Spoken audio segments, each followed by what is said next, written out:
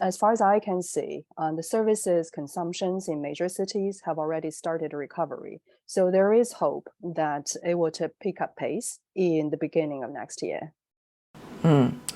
How much do you see really is there for the momentum of China's economic growth? We have been noticing that there were more long-term investment in the corporate sector, especially in manufacturing. Although the export has been slowing down, the domestic demand has been recovering.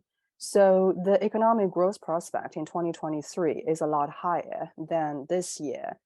I think the most important thing is consumer confidence right now for the Chinese economy, the demand side within China. If people are feeling better about the future and buying things and maybe eventually traveling again, I think that'll have a big impact on the economy. I think it'll be demand-driven growth.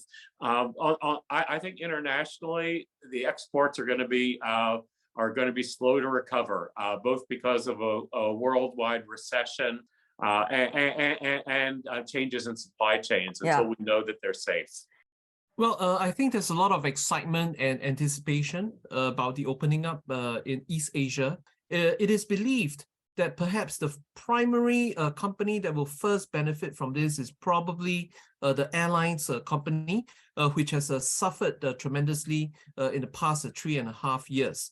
And after that, the ripple effects will be felt in the hotel, retail, as well as entertainment industries. And East Asian countries, particularly ASEAN countries, are very much looking forward to the return of Chinese tourism to the region. In the pre-COVID situation, they were already the largest group of tourists. Not only that, they were also the highest spender in the region. When we think of diplomacy, we tend to think of track one diplomacy.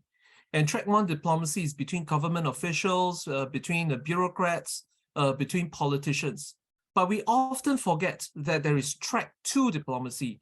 And track two diplomacy is based on people-to-people exchanges, tourism, exchanges of young people, exchanges of future leaders of countries. And certainly the opening up of China plays into track two diplomacy.